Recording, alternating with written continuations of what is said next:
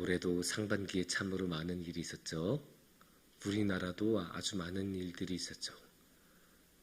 근데 옆에 일본에서도 당연히 많은 일이 있었는데 그 일본에선 가장 유행했었던 것 중에 하나가 무엇이냐면 멸망 예언이었습니다. 7월 5일쯤에 엄청난 대지진이 일어나서 일본이 멸망한다. 이런 예언이 굉장히 유행했었어요. 왜냐면 한 10년, 20년 전에 어떤 나름의 무슨 예언가 같은 사람이 있었는데 그 사람이 다른 거 많이 맞춘 사람이 있는데 그 사람이 7월 5일 일본에서 그러니까 2025년도에 7월 5일에 엄청난 대지진이 있어서 일본이 멸망할 것이다. 그런 예언을 했었던 사람이 있습니다. 그러니까 옛날에 2010년대에 있었던 그 동일본 대지진에 맞먹는 그런 어마어마한 사건이 일어날 것이다 라고 이야기를 했었던 그런 예언가가 있었고 그것 때문에 이제 많은 일본인들이 두려움에 떨면서 굉장히 마음을 초래했었던 그런 일이 있었습니다. 이렇게 그 사람들은 멸망 예언에 아주 많은 관심을 가지고 있습니다. 왜냐? 한번 일어나면 그 멸망은 정말로 나라 전체를 흔들 정도로 우리 삶 전체를 뒤흔들 정도로 아주 심각한 결과를 가지고 오기 때문입니다. 그러니까 당연히 두렵죠. 그리고 두려우니까 더 거기에 이제 마음이 가고 신경이 쓰입니다. 그래서 언제나 이런 멸망 예언은 인기가 많습니다. 이런 멸망 예언이 한번 딱 나타나면 일단 거기에 귀 기울이는 사람이 나타나고 일단 눈길이 그쪽으로 향하게 됩니다. 그런데 이제 모든 멸망 예언들이 항상 맞지는 않죠. 대부분의 멸망 예언들은 맞지 않습니다. 하지만 당연히 맞아 들어가는 멸망 예언들도 있고 실현된 멸망 예언들도 있습니다. 그 중에 대표적인 게 어떤 것이냐? 성경에 나오는 멸망 예언들입니다. 성경에는 멸망 예언이 굉장히 많이 나와요. 물론 이제 그 전 우주급으로 전 지구적으로 일어나는 그러한 수준의 멸망 예언은 그렇게까지 많이 안 나오는데 그런데 이제 물론 요한계시록에는 그런 수준의 예언도 아주 많죠. 하지만 이스라엘 백성에게 이스라엘 민족 너희들 그렇게 하면 망할 거야. 너희들한테 크나큰 재앙이 올 거야. 이런 식으로 말씀하시는 경우는 성경에 아주 많이 나타납니다. 그리고 그런 예언들이 실현된 경우도 아주 많습니다. 그런 멸망 예언이 오늘의 말씀에서도 아주 자세하게 나타납니다.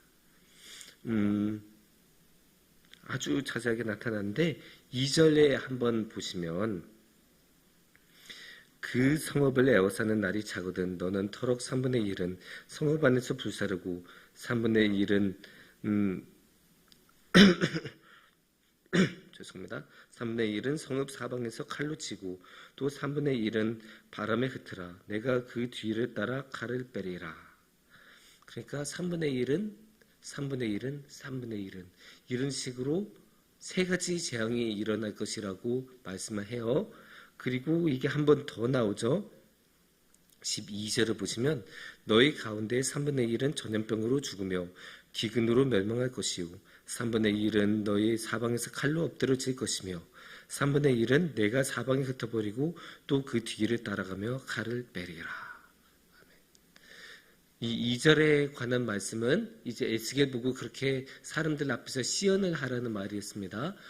어제 말씀에 나왔었던 것처럼 온갖 기행으로 사람들에게 경고했던 것처럼 이 2절 말씀은 에스겔이 다른 사람들 앞에서 시연을 하면서 이렇게 하면 이제 진노의 경고가 올 것입니다 라고 사람들 앞에서 선포하는 그런 내용이고 12절은 하나님이 다시 한번 구체적으로 이 경고의 말씀이 그러니까 에스겔에 있었던 이 경고의 시연이 진짜로 실현이 될 것이라고 다시 한번 정확하게 직접적으로 말씀하신 게 12절입니다.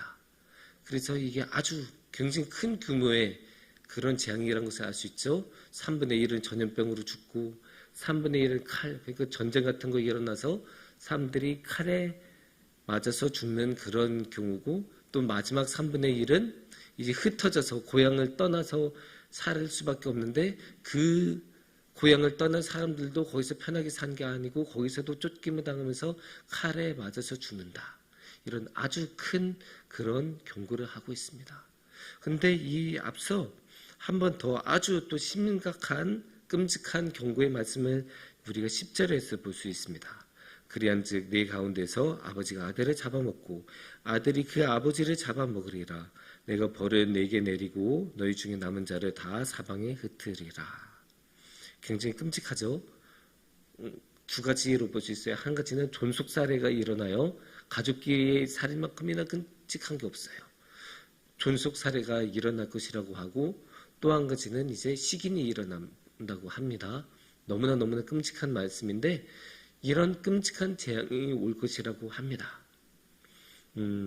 자비의 하나님께서 왜 이런 재앙이 온다고 말씀하실까요? 이 재앙은 사실 이 구조나 표현 방식이나 규모를 보면 요한계시록에 나타나는 그런 재앙들하고 굉장히 비슷한 느낌이 있죠.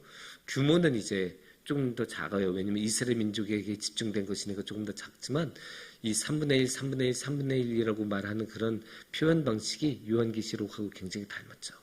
근데 이렇게 이런 규모 있는 엄청난 재앙, 또 끔찍한 재앙은 왜 일어난다고, 왜 하나님께서 주신다고 하시냐면 6절과 7절을 보면 우리가 그 이유를 알 수 있습니다. 그가 내 규례를 거슬러서 이방인보다 악을 더 행하며 내 율례도 그리함이 그를 둘러있는 나라들보다 더하니 이는 그들이 내 규례를 버리고 내 율례를 행하지 아니하였음이니라. 7절입니다. 그러므로 나 주 여호와가 말하노라. 너희 요란함이 너희를 둘러싸고 있는 이방인들보다 더하여 내 율례를 행하지 아니하며 내 규례를 지키지 아니하고 너희를 둘러있는 이방인들의 규례대로 또 행하지 아니하였느니라. 그러니까 쉽게 말해서 이스라엘 사람들이 하나님의 말씀을 따르지 않아서 이런 재앙이 온 거예요. 여기서 하나님의 말씀은 뭘로 나타나나요? 규례와 율례로 나타납니다. 그래서 6절에서 규례를 거슬러서 또는 이제 내 율례도 그리함이, 그렇게 이제 이스라엘 사람들이 하나님의 율례와 규례를 지키지 않는다라고 말씀하십니다. 7절에도 다시 한번 나오죠. 내 율례를 행하지 아니하며 내 규례를 지키지 아니하고, 아주 분명하게 하나님은 말씀하십니다. 이스라엘아, 너희들은 내 율법, 내 율례, 내 규례 지키지 않았어. 그러니까 너희들은 재앙을 받을 것이야. 이렇게 말씀하시는 거예요. 심지어 이게 수준이 어느 정도이냐? 이스라엘 사람들이 이방인들보다도 더 많은 죄악을 행할 정도로 너무나 심각한 상태였다고, 그만큼이나 율법을 따르지 않았다고, 하나님의 말씀을 따르지 않았다고 6절과 7절 말씀에서 하나님께서 말씀하십니다. 그래서 하나님께서 8절에서 그러므로 나 주 여호와가 말하노라. 나고 내가 너를 치며, 그러니까 이 모든 율법과 규례들을 지키지 않았기 때문에 내가 너희를 친다. 내가 너희들에게 재앙을 내릴 것이다. 이렇게 말씀을 하시는 것입니다. 아주 이제 분명하게 말씀하시는 거예요.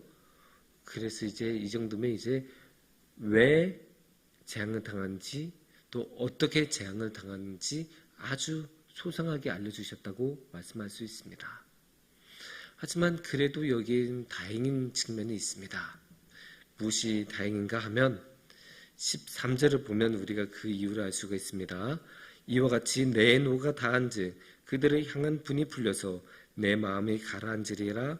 내 분이 그들에게 다한즉 나 여호와가 열심으로 말한 줄을 그들이 알리라. 그러니까 하나님의 분노가 영원하지 않다는 거예요.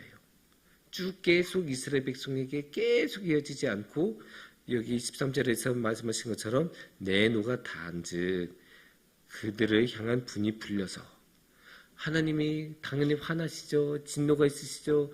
그 율법을 지키지 않고 하나님의 말씀을 지키지 않는 이스라엘에게 당연히 화가 나는데, 그 화가 난 상태가 계속 이어지지 않고 언젠가는 끝이 난다. 하나님께서 말씀하시는 거예요. 그래서 다행인 거죠. 하나님의 진노가 영원히 이어진다면 그것에서 살아남을 수 있는 사람이 누가 있겠습니까? 그런 진노를 견뎌낼 수 있는 사람이 이 세상에 어디 있겠습니까? 하나님의 진노가 영원히 이어지면 그것을 견딜 수 있는 사람은 이 세상에 아무도 없습니다. 하지만 다행히 하나님께서 하나님의 그 분노를 영원히 지속하지 않으시고 어느 때가 되면 그 진노를 거두시고 분이 풀리시고 마음을 푸신다라고 말씀을 하고 계십니다. 그러니까 다행인 거죠.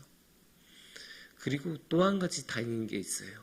이 진노의 말씀 중에서, 이 진노의 경고 중에서 정말로 굉장히 심각하고 끔찍한 진노들을 경고하시는 건데, 근데 이 말씀을 하셨다는 것 자체가 사실 다행인 거예요. 왜냐? 하느님께서 이스라엘 민족을 정말로 멸하시려고 하고 완전히 없으시려고 하셨으면 굳이 이렇게 말씀하실 필요가 없으세요. 굳이 필요 없으세요? 그냥 치시면 되죠? 그냥 멸망시키시면 되죠? 왜 굳이 이렇게 계속 말씀하십니까? 그럴 필요가 없어요. 우리가 뭐 영화 같은 데 보면 암살 막 하는 그런 영화들 있잖아요. 암살범이 딱 먼저 광고하고 계획 다 발설하고 내가 이렇게 너를 암살할 거야 하고 암살하러 갑니까? 그런 사람 아무도 없어요. 조용히 은밀하게 아무도 모르게 갑자기 탁 암살하고 딱 나오잖아요. 그런 것처럼 정말로 하나님께서 멸망을 시키시려고 하셨다면 그냥 조용히 가서 멸망시키고 끝내시면 돼요. 그래도 아무도 뭐라고 할 사람 없어요. 왜냐? 이스라엘은 자신들이 저지른 죄 때문에 멸망하는 거니까 거기에 대해서 누가 하나님한테 뭐라고 할 수 있겠습니까? 아무도 뭐라고 할 수가 없어요.